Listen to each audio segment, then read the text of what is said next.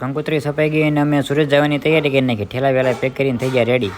હાલો મિત્રો, કેમ છો બધા? હું છું સંદીપ મકવાણા વ્લોગનો ઓનર. ગુડ મોર્નિંગ બધાને, ફરીથી નવા મિની વ્લોગમાં સ્વાગત છે તમારું બધાનું. તો આપણે સવારમાં જતા ગારિયાધાર, કેમ કે આપણે સુરત જવાનું હતું તો ગાડી ટ્રાન્સફરમાં નાખવા ગયા હતા. ઘરે પગી ગયા અને આપણી મજા બગડી ગઈ હતી અને સાથે સાથે કરવાનું હતું કંકોત્રીનું કામકાજ, કેમ કે કંકોત્રી સપાઈને આવી ગઈ હતી તો એને નાખવાની હતી કવરમાં. તો હું ને ભાવીને બે કવરમાં કંકોત્રી નાખવા માંડ્યા. જોઈ લો ભાઈ, 150 કંકોત્રીઓ કવરમાં આપણે પેક કરી દીધી. અડધી તો બાકી. સુરત જવાનું હતું એટલે ઝુમર ને પડદા બધું હાંકેલીને મૂકી દીધું ઘરમાં. સુરત ભલે રહેવી પણ ઘઉં ખાવી દેહના, એટલે જવાનું હતું દવનું દળાવે પીપળી. તો અહીંયા મુદ્દા ને એવું બધું પણ કમ્પ્લીટ થઈ ગયું. હર્ષેશભાઈ આગતા હતા ગાડીને, અમે બી નીકળી ગયા પીપળી દવનું દળાવવા માટે. પગી ગયા પીપળી અને દવનું દળાવવાનું કામકાજ ચાલુ હતું. તો આપણે દવા પણ લઈ આવ્યા. અરે દવનું દળાવવાનું થઈ ગયું કમ્પ્લીટ તો નીકળી જાય ઘર સાઈડ. હર્ષેશભાઈ ગાડી આગતા હતા મર્સિડીઝ મુનાભાઈની. સુરત જતા જતા છેલ્લો વિડીયો ગામડાને આપણે શેરીનું ઉતરતા હતા એવી કીધું યાદગારી બની રહે. તો આપણા મિત્રો બધા કે અમને લઈ લે વ્લોગમાં, બાય બાય કહે છે.